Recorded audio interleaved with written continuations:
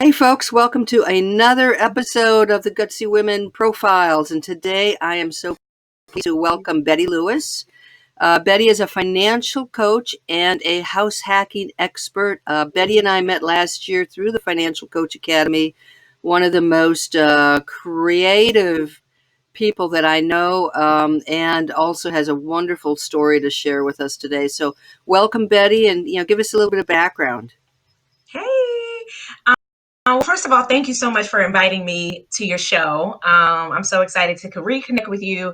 As you said, we met a year ago and in the academy, and we've both grown so much inside of our business and personally. I was thinking to myself how ironic it is that I would move into financial coaching and teaching people how to use house hacking in order to, leverage house hacking to create significantly more income in their budgets, because you in real life opted to house hack since we met. When we first met, you were living in this big beautiful house in Williamsburg and decided to sell your home and get on the road and travel around the country to reduce housing expense. And how perfect is that COVID would happen, because everyone's trapped in their house, but you've got the best view. We're trapped in the same place, and you're fortunate to be like, well, I'll take my home to Texas today. You do it the right way. But I think it's funny that I ended up doing house hacking, and you ended up quite literally doing house hacking within this last as well. Speaking of me, I would say, gosh, what is there to know about me? Well, I'm a mom of a beautiful, brilliant 12-year-old daughter who is my business partner in real life. I am an avid wine drinker. I usually have a glass somewhere near me somewhere. But I really, really, really love helping people with money. I knew I wanted to do this for a very, very long time. But, when I was a little kid and I knew I loved math and I knew I loved numbers, I didn't know that this career existed. And so I stumbled upon it later in life, working in different areas of finance. I've been working in finance since I was 19 years old. I wouldn't dare tell you my age and date myself now, but it's been a long time that I've been working in finance now. But in a lot of different areas, and I knew that they weren't quite it. I really loved inspiring people and helping and teaching people how to use a skill that they didn't think that they had before, so that they could be better for themselves. And my journey from being homeless to being a homeowner is what really pushed me over the edge and, define what I would do with my life, what I'm doing with it right now. Well, yeah, that's a great intro. And by the way, now you get a beautiful view of the neighbor's sewer system behind me. So the view is great once you're out. But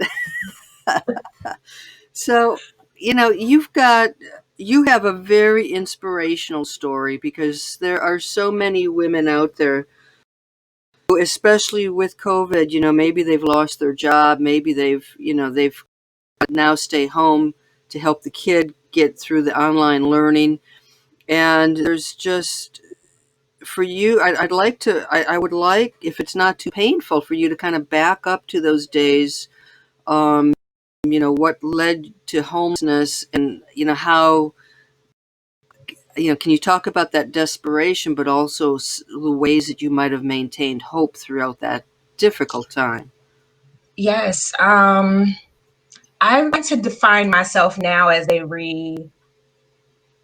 recovering people pleaser who had superhero complex. And that led to being in a place I never thought I'd be, homeless. I was the type of person, I'm from a long lineage of servers, people who feel like they have to do for others all the time, which is nothing wrong with it. I love that value system that I have, but I had no boundaries for myself. And so I would give even when I didn't have it to give, and it would compromise me quite a bit financially. I would give too much in relationships, give too much at work, give too much to family without any regard for how I was doing financially. And my friends and family, those around me, they know me for having worked in finance, for being really good with money. And there's always this assumption when you're like the strong friend, that you're good, that there's never any reason to question if you're doing okay or not. And so, no one really knew how much I was struggling at that time. I lost my job, and that created a domino effect that ended me up in a position where all of my savings that I had for a moment like this was not present. And so when my relationship ended and I was back to just having one income in the house, I really, really struggled to figure out how I was going to, make this work. And I was pregnant. And I remember calling social services. I was probably about 8 months pregnant then. And my lease was about to be up in just a few days. And I had really good rental history, really good credit up until this point. And I was terrified of, getting into another lease just to have a place, and then knowing that I could not afford it. Like I didn't make enough money to be able to pay all these bills, and I didn't want to jeopardize it. So I called social services to see if I could just sleep on a cot. I wasn't looking for financial assistance. I wasn't looking for SNAP or TANF or even Section 8 or anything. I just wanted to know if there was a shelter that I could sleep in. I was pregnant. I didn't want to sleep in the car. And I remember talking to the lady on the phone. She said, she asked me how much I made, because I was working this entire time. And she said, unfortunately, you make too much for us to help you. But here's the thing is, I also know that you don't really make enough to survive. And unfortunately, you fall into a gap. There's this gap where we can't assist you, but you really, really legitimately know. And I can tell you really need to help. And I could see that it pained her, or hear, I should say, that it pained her to tell me that there was nothing she could do for me. And it took a long time for me to be able to tell this part of the story without crying. This particular reflection is the piece that moved me, because I knew that there were thousands, millions of other women who lived in the gap, who worked hard every day, who was doing everything that they could. I had 3 jobs at one point, and I was a student in college, and I was doing all things. I was trying to start a side business, doing insurance. I was doing everything I could to make ends meet, and they just were not connecting. And I just needed a little bit of help. And there was no support. Not only did I not able to get like financial support or housing support because I lived in a gap, but I didn't have a resource of support either. If I was poor, I would have access to, the counselors through the social services process who might be able to assist me. If I was wealthy, I would be able to talk to a financial advisor, someone who could assist me. But in the gap, you really don't know who you have to talk to. And that's where kind of financial coaching came into for me. Is financial coaching is especially impactful for anyone who is paycheck to paycheck. It's helpful for anybody, but when you're paycheck to paycheck, every dollar really does matter. You really can't afford to mess anything up. And so during that season of my life, I wasn't making great mistakes with money because I was good with money. I was making a lot of little mistakes with money that added up to being quite a bit. And I just needed, a little bit of help. During my journey out of that, I worked really hard reading lots of books. There weren't really resources out there for me, but I'm a money nerd, a spreadsheet nerd, a numbers nerd. And your cat scared me.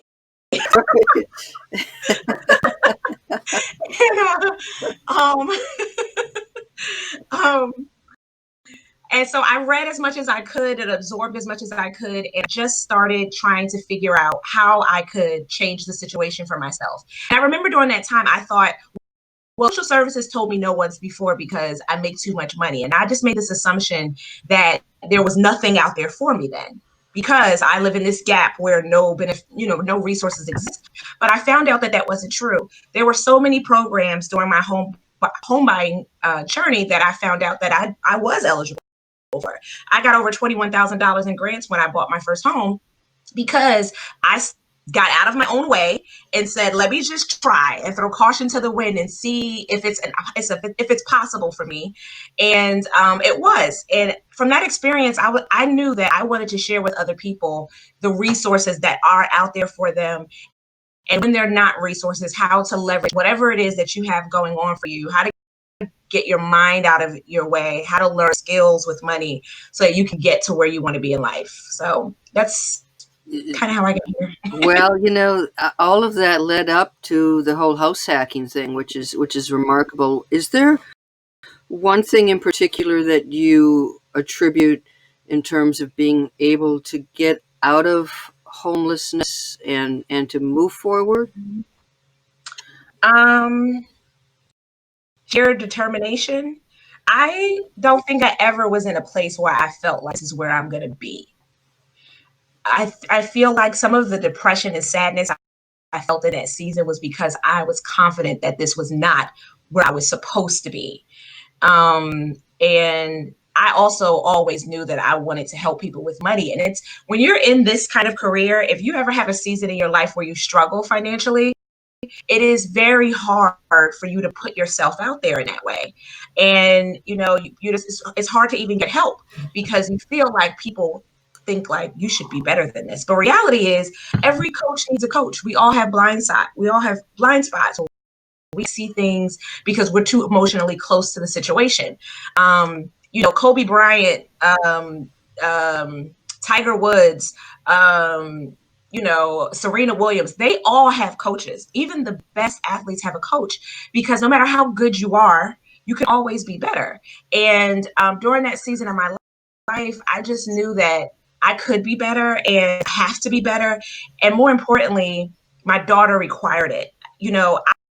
I wouldn't have pushed as hard if I didn't have those big brown eyes looking at me all the time and believing that I was better than I really was at that stage in my life. I wanted to be a good example for her. And so I brought her along. I remember, you're making me emotional. I remember even years before I could qualify for a house, we would go house shopping together and we would walk around the houses with the real estate agent.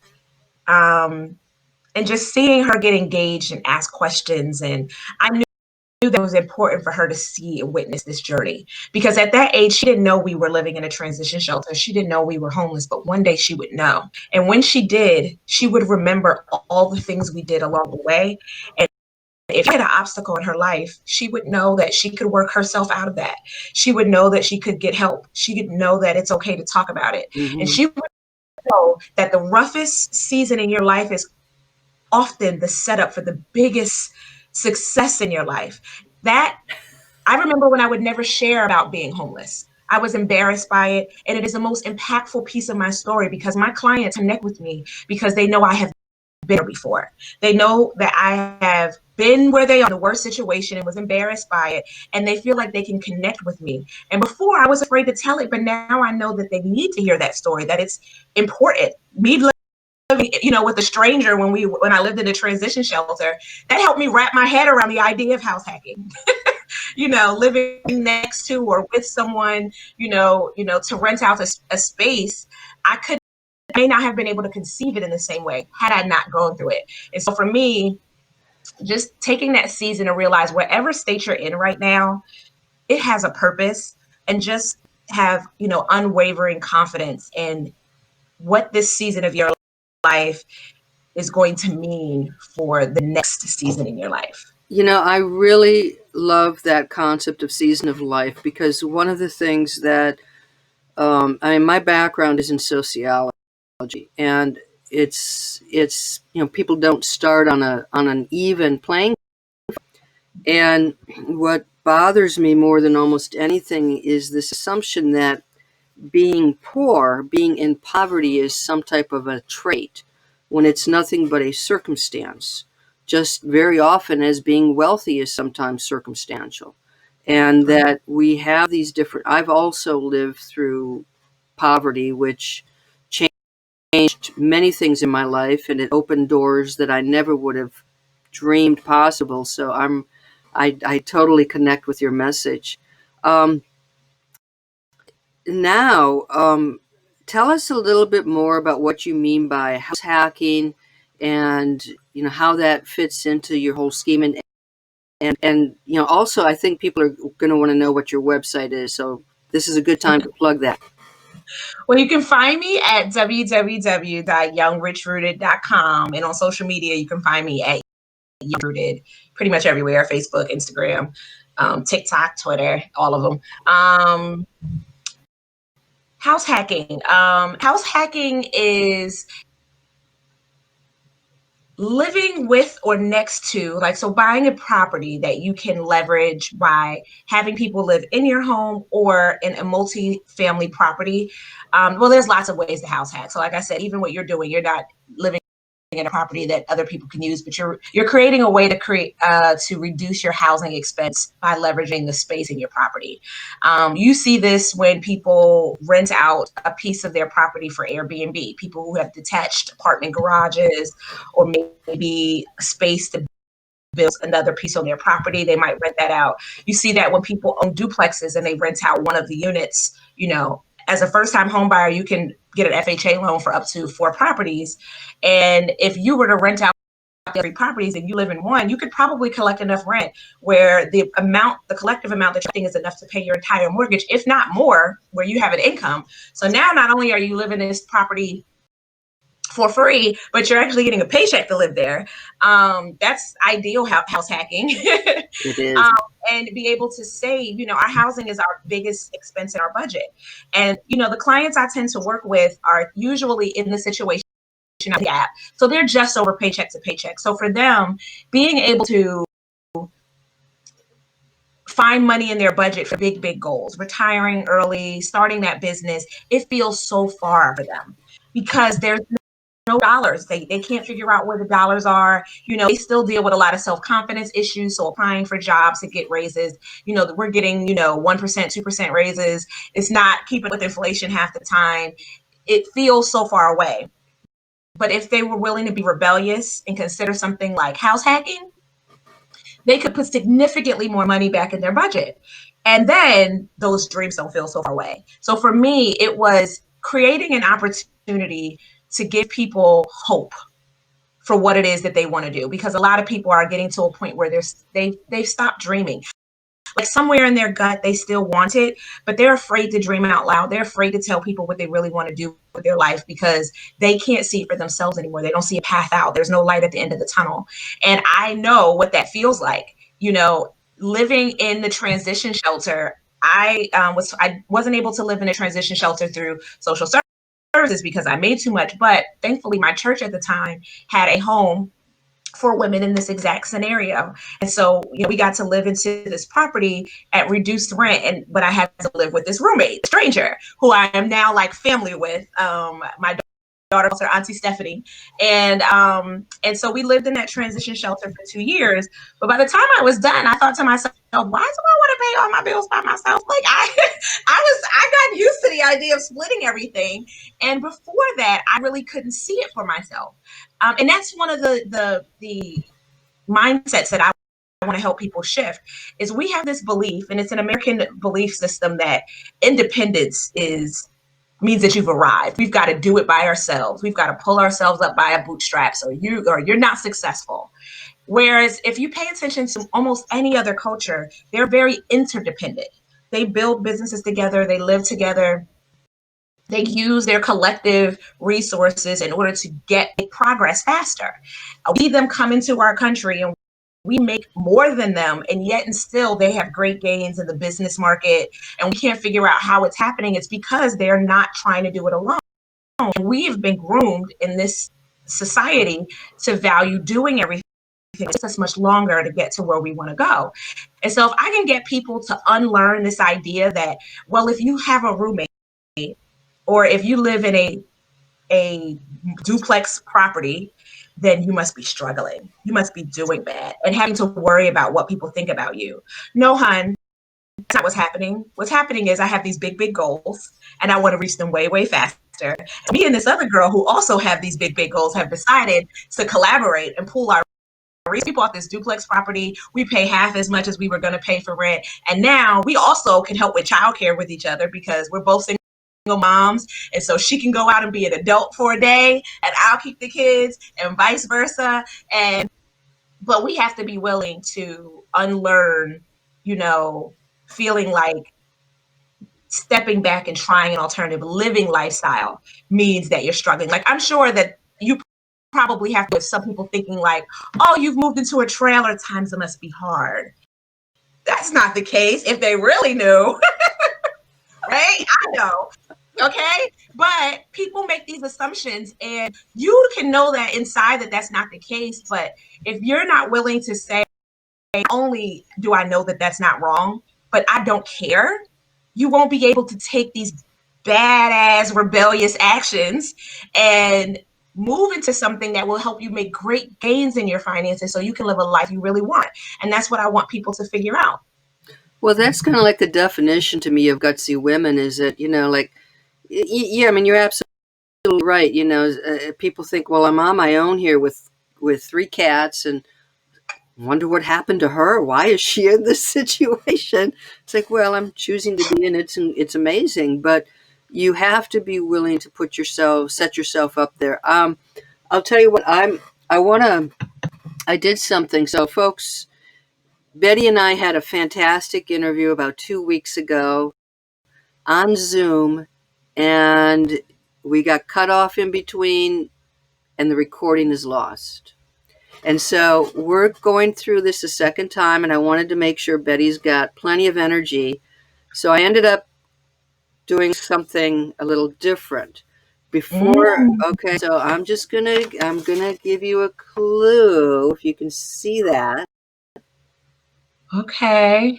Okay, so we're gonna head there, but before we do, I want to talk about two things. One is this whole vision bank thing you get set up, and the second is, your daughter being a published author illustrator. Okay, so tell me about the vision bank. So the Vision Bank came from, it started as a bit of a family tradition. In my family on New Year's Eve, we we do vision boards to set ourselves up to know kind of what each of us are dreaming of in the new year. So vision is big, in my business, I say, I try to help women create a vision around their money, but the idea of vision has been like long ingrained in me. So we every year on New Year's Eve would make these vision boards and share it. And I love that tradition. And then one year, my daughter and I were sitting together and I was like, well, what if we try to make it like a bank so we could save? Because the prior year, and this is how my business started. I started with the penny challenge. And I did penny challenge because I wanted people, I would hear people say all the time, I'm going to start saving as soon as I get a raise, as soon as I make a little more money. They always had these barriers to why it was they couldn't save. So I wanted to prove to people that it only takes a penny. It takes small amount to get started. And so with a penny, we could overcome the obstacles. So I would say, you can dig into your couch and find pennies. You can turn over an old purse. I mean, doing hubby's laundry, he's bound to have some quarters in those pockets when you go to wash clothes. You can find the change to do the penny challenge. And so we did the penny challenge that prior year, and we put it in our regular bank. But I thought, how cool would it be if you could see what you were saving for? And maybe you won't fall off, because people would kind of like, they start doing it in the beginning of the year, but eventually they forget. And vision boards are an impactful tool. What usually happens is they're like this big, they're on like a piece of paper like this big, and then it's in the way midway through the year, it's just kind of awkward, and so you end up pushing it to the back of your closet. And now halfway through the year, you don't have your inspiration. So I wanted to create a way for you to be able to see your vision all year long, for you to be able to save for it, remember what you're saving for, so you actually keep up with it while motivating you to build a habit of saving every day. So, I was like, well, let's try to make a little bank. And so the first bank that I made was like styrofoam that I kind of like glued together awkwardly to make this little bank. And I thought, this is pretty cool. I should make this a thing. And so we did it the very next year when we did the penny challenge. I just got my the Vision Bank trademark. I just got notification like 1 or 2 weeks ago from my attorney. And so I'm so excited about that. But we decided to do it so that, we could have Vision Bank parties and get people together to create their visions the way my family do.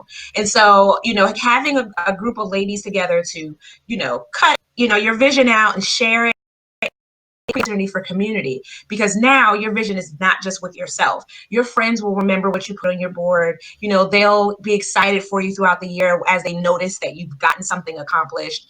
And I just think that there's so much power in putting something into the universe and saying that you want it. It's like putting something on a grocery list and forgetting your list at home. 9 times out of 10, if you at least wrote it down, you'll remember a lot more of what you put on that list. You wrote it and you just try to commit it to memory. And I feel like, using a vision bank has that same kind of property. So that's the bank. It's that actually in the corner on the floor right here. Okay. Well, you can pull it out and show it. Let's see.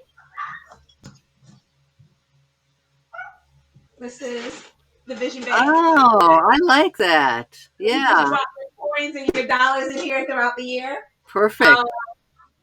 Well, so my daughter, she has her own, and the very first year we vision bank, I wanted to prove to people that the penny challenge, it seems like it's not a lot, and you feel like, well, what can I do with it?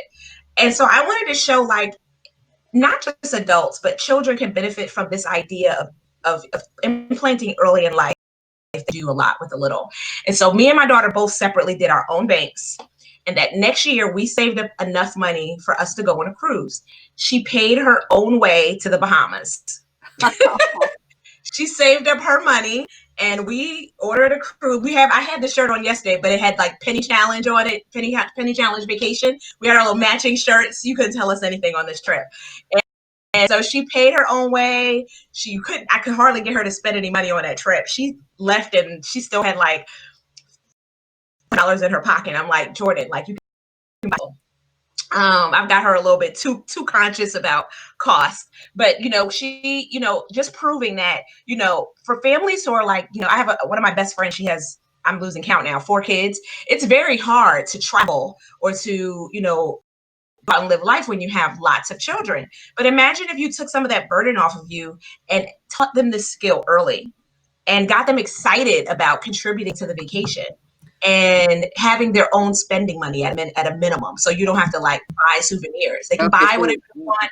They have the autonomy. It takes a lot of pressure off of you. And now being able to do things when normally you couldn't feels more possible. That's another one of those rebellious actions, just believing that, if you just try something different, you can have a completely different outcome. And so that's what the penny challenge was for me and my daughter. We like doing arts and crafts, and in New Year's Eve, ironically, I celebrate Kwanzaa. And for those of you guys who don't know, New Year's Eve happens to be Kaumba in Kwanzaa, which means creativity. And I didn't know this when we started having that tradition. I didn't start celebrating Kwanzaa until later in life. And when I noticed it, I was like, how everything comes together so perfectly. That on the day of creativity, we sit down as a family and do arts and craft projects together and do our vision bank parties. So that's the vision bank. Well, everybody wants to know now how your daughter is able to save for a cruise. I mean, what's going there? Well, Jordan's how she gets her money is 3 ways. She, of course, she gets allowance from me from her chores. She has a free downloadable chore chart, by the way. You can go to my website, YoungRichRooted.com/Born Rich. Her brand is Born Rich, and Born Rich does not mean that, she was born with a lot of money. She says this all the time. It means that you were born with everything you need to be successful. Wonderful. And that is your family, your friends, your teachers, your skills and talents, the skills and talents of the adults around you. Those are the things that you need in order to pull out greatness in yourself. And so Jordan wrote her very first book. She wrote it actually when she was 9. But it took 2 years for us to get it illustrated. It took a little while, trying to learn what good illustrations look like, and that process about 2 years. And she published it on her 11th birthday. And she's such a little boss baby, I say. We got the sample in the mail on like a Friday, and she took it to school unbeknownst to me. So we got it in the mail Friday morning. She takes it to school. I go to work not knowing about it. Sunday, I'm at dinner with my sisters, and I get a call from the school, and it's the librarian at the school. And so I'm thinking to myself, the school never calls me on a weekend, and if they do, they don't call me on the Sunday. And she said, "Hi, I hope it's okay that I'm calling you. I'm Jordan's librarian, and I was proctoring her SOL exam. That's their standard testing in Virginia. And, they're not allowed to have books and stuff on their desk. And I noticed she had a book on her desk. And so I told her I had to take the book away. So I take this book away from her, and they're doing their test. And at some point I look at the book and I notice she's right there on the back of the book. And so she's like, Jordan, this is your book. This isn't just your book like you brought it to school. You wrote this book. And she's like, yeah. She's like, why wouldn't you tell your librarian you wrote a whole book? And so, now mind you, it's only been a day though. And so she goes, do you mind if I put some feelers out? I would like to submit it to the media. And I don't know anything about this stuff. So I'm like, okay, I really didn't know what she meant by that. And so I'm like, sure, why not? Well, this is Sunday. Wednesday, I get a phone call from the principal, and she says, Channel 13 News wants to interview Jordan. They want to know if they can come to the school and do an interview with her. And I was like, what? Sure. They're like, yeah, we want her to do a reading. So she said, can she come and read to the first graders and second graders? Jordan was in the fifth grade at the time. Can she read to some of the classes? And, Dan Kennedy wants to interview her. And so I'm like, okay, sure. So they come to the school, they do the interview. They do that a few weeks later. But before that, so this is like Wednesday, I find out about the interview. The following Sunday, so it's only been a week since we got the sample, I get another message from the librarian and said, check the newspaper. Jordan's in the Sunday paper. This little girl in 1 week has gotten more publicity, more traction on what she's doing than I did, and I couldn't be more proud of her. And so, she did really well, with putting her book out. And so she decided she wanted to do a series called Jordan Discovers. Her first book was Jordan Discovers She's Good Enough. And that book was about a kid who wants to be an entrepreneur, wants to do something, but all she sees are examples of grown-ups being able to have careers for themselves. And she discovers that, she doesn't have to wait until she's a grown-up to be what she wants to be. And so she explores discovering her talents and what she already does marketable, and that she could do it. And at the end of the book, she included a worksheet for kids to answer questions to figure out what they are good at, so they can figure out what they can do. And they even have a little vision board page where they can figure out and draw what they like. We love the idea of creating vision, and it has a bank on the back of it as well, so that a little savings chart, so that they can save for it, because we all know that starting businesses are not free. And so you need to, whatever it is that you want to do, you need to be able to start preparing to invest in it. And so she puts a bank in the back of the book, as well as some vocabulary words to teach kids new words as well. So it's a wonderful book and a very good learning tool. But she wanted to do a series of books to teach kids different things about money. And she's since decided to also include books that teach kids life skills. My daughter has ADHD, and she really struggled with her self-esteem as a result of it. She's incredibly intelligent. She's always been in gifted classes, but she still understood that she was struggling with things that other kids were not struggling with. And knowing that she had ADHD, it made her feel self-conscious. So over the summer, I had her doing some classes in Out School, and she took a writing class there, and she decided she wanted to write a book about ADHD and using it as your superpower. And so she's got these characters. Let me see. I think actually, this is the piece of it here. She's got these characters. This was her sketch when she was practicing, a thought bubble in the brain, just having this conversation about how one gets in the other one's way and how it keeps them from being able to do things. And she wanted to reach other kids who struggle with ADHD and help them realize that, while it does require special ways to study. When you have ADHD, you have to do things differently. It is absolutely a superpower. And that if you can hone in on that, people who have ADHD are incredibly creative. They typically are entrepreneurships. They are great big picture thinkers. It's no surprise that vision is big in us, because we're big, big picture thinkers. She wanted kids to be able to see that too and not struggle the way that she did. And so she also wants to write life skills books. Now, the first book she got professionally illustrated, and it'll continue to be illustrated by that amazing illustrator. But this book, she's illustrating herself, and this doesn't even begin to explain her drawing skills. But when she was 3, she told me, I wanted to be an author and I want to be an illustrator. And I just thought she learned a new vocab word in school, and I really just illustrator. Okay. Okay, Jordan. But as I began to see that that was something that really mattered to her, I started trying to pull out the writing. She loves to write. Her teachers always said she did. But I really didn't really start paying attention to how well, like I knew she was artistic, but really how well and how intentional she is about improving her craft and drawing until this last year. When she did this, I was like so blown away at her ability to not just sketch something she sees, but to think about a storyline in her head and pull that out. Other kids seeing her do that, it's going to inspire them to figure out what they're good at as well and be more courageous and more rebellious. I embrace her being a little bit of a rebel and trying things out and seeing how they land.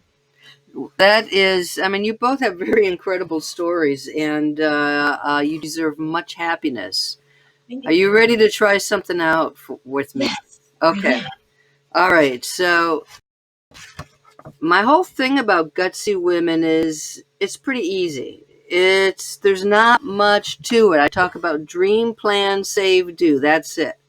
Okay. Okay. So, since we've already done an interview, and this is our second time around, I kind of have this set up a little bit like a Jeopardy game. So I have a series of questions. I have four questions under each of these themes.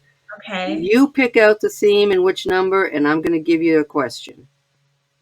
Save. Two is my favorite number. Save two. Okay. What did you learn about money growing up? How has that impacted your current approaches to handling money? I didn't learn about money directly from my parents. I think a lot of us, never learned about money in school, didn't really learn about it until we started having it for ourselves.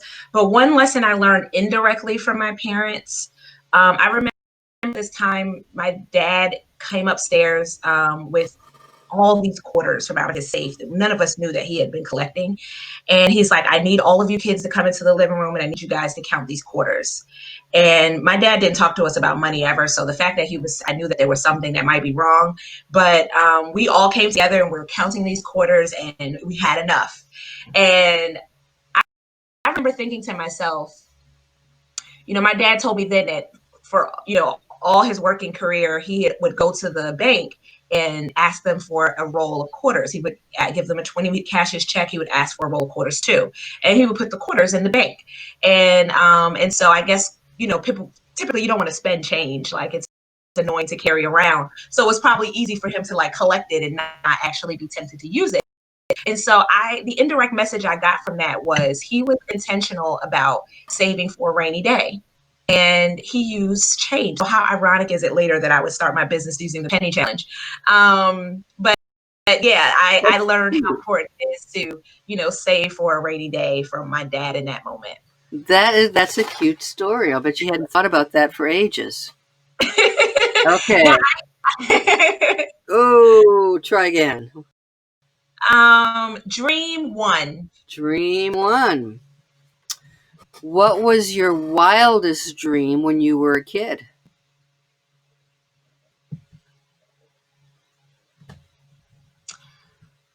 Oh, that one's hard. I would say I'm somewhere between two. I always wanted to be an Olympic gymnast, and I was a competitive gymnast, but we had to stop because it was the more competitive you get, the more expensive it is, and my parents couldn't afford it. To this day, my mom, every time the Summer Olympics come around, my mom apologizes to me. I'm like, Mom, it's okay. Like she sees Dominique Dawes or she sees like, Gabby Douglas now, and she's like, I'm so sorry. I'm so sorry. I'm like, it's okay, Mom. That wasn't my path. That wasn't supposed to be my path. But I dreamt of being a gymnast. But I would say outside of that, wildest dream um, was probably doing exactly what I'm doing right now. I wanted to do this before I knew what it was. I remember career day, them asking me what I wanted to be when I grew up. And I remember saying, I didn't want to answer like what everyone else did because it wasn't true. And I had this odd conviction about lying even back then. I didn't want to say like, I want to be a nurse or a doctor or a teacher. I'm like, there's nothing wrong with this, but I knew I didn't want to do that. And I said, I didn't want to be picked. And of course they picked me and they go, I want to help people with money. I love math and numbers. Maybe I don't, and I said, I don't even know if that's a job, but I like those things. That's Wow. my answer in 5th grade. And I didn't discover the first time I heard being close to this was when I was 19. I was in college and I came across financial advising. And I flashed back to 5th grade and was like, oh, that's what it's called. And so I knew a long, long time ago, somewhere deep down inside, that I wanted to help people with money. I just didn't know financial. Wow. That's amazing. Okay, Living my let's do one more. Let's do one more. Make it good. Do for. Do for. What would you love to do but fear that others will talk you out of it or judge you? I think the person I'm afraid talking me out of it is myself, mostly. I would love to go on a solo vacation. Just the thought of it giving me a little anxiety. Like, I didn't go to the college I wanted to go to because I was afraid to live somewhere where I didn't know anyone. I moved out of New Jersey to Virginia for college because I wanted to get away from my parents to kind of like bloom and be an adult, but I had a lot of family here. So it wasn't that big of a leap. Moving, like what you're doing, like moving somewhere where I don't know anybody, that is so scary for me, but I would love to just explore. I feel like I'm not able to see as much of the world as I want to see because I'm waiting for someone to come with me instead of doing it alone. And I'm sick of waiting. And so I would love to get out of my own way and have the courage to travel abroad by myself. But, you watch movies like, what's that movie called? For the hostel, I can't think of what it is when the daughters go away and they kind of like kidnap her. Those little thoughts kind of run through my mind occasionally, and I'm like, is it safe? I don't speak the language. But that's what I'd like to do. Well, I suspect you will get there. And I will. and plus now you have an excuse, you can't travel with the COVID, so it's like, but that's really interesting. You want to do one more or you want to wrap it up? Your choice. I'd love to do one more and we can wrap it up. Okay, let's see what you're going to pick this time. I want to go plan 3. Plan 3. Was there ever a time when you had a plan, you followed it, and things didn't work out the way you expected? What happened? My whole life. I'm a planner. I quite literally am a planner. I designed my own planner. Planning is in my nature. And if 2020 is not proof that, tell God your plans and watch him laugh, I think is the expression or something like that, where things don't always go as planned. And it's okay because things go as exactly as they're supposed to go. So I'm learning to kind of let go of that idea. But yeah, I would say my entire life, I feel like I was planning, trying to think 20 steps ahead, and now I'm in a season of my life of embracing what happens. I'm still planning, but, just choosing to think that if things don't go the way I thought they were, it's because of something better. That's a very wonderful perspective. Any advice that you have for women out there? It's the Gutsy Women Club, and some women are already taking a lot of actions. Others are kind of afraid. Any advice for women who are kind of afraid to be their own person?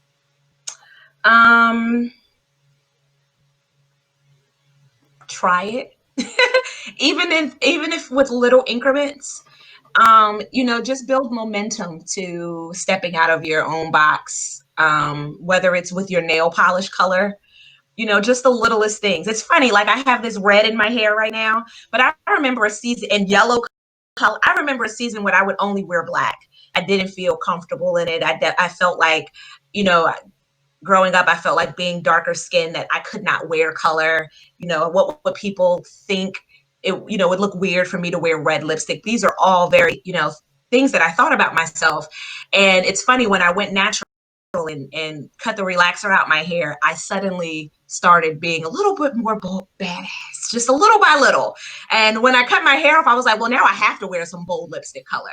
And then suddenly I began to wear, brighter clothes. And for me, it was rebelling because I felt like, I didn't see it enough. So it's just like the little things that make you feel a little more courageous, a little more confident. Just little actions will make you feel more confident and more courageous to do things that you never thought that you could do before.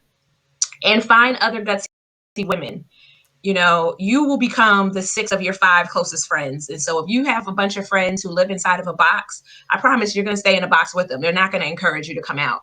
But if you surround yourself with, find people in your tribe who are daring to do something differently, who you have a big idea, and instead of making you play small, they go, yes, go for it. You're going to have the courage to go out and do it. So I would say find your tribe, start small, go for it. Yep, and I'm coming at you with this purple hair thing, which is like when you live in an RV, you have to have you are at the whims as to who's cutting your hair. So I had the worst haircut ever. So I'm like, I can't make it worse, so I'm just going to turn it purple and try to do something with it. But it really kind of freed me up. It's like I don't have to be that person I used to be and have my hair look a certain way because I have to be in a courthouse somewhere. And it was amazing, just like you said, like breaking out of the mold, doing something different. And I really love that piece of advice. So, Betty, thank you so much. Tell us again how people can connect to you. They can connect to me by visiting my website, www.youngrichRooted.com, or at YoungRichRooted on Instagram, on Facebook, on TikTok, on YouTube. YouTube.com/YoungRichRooted. But yeah, that you can find me at YoungRichRooted anywhere. Perfect. All right. Thank you so much for doing this again with me. And folks, we're going to wrap this up with Coach Betty Lewis. And until next time, I hope you're doing well and you have a gutsy day. You take care. Bye-bye. Thanks, Betty. Thank you for having me.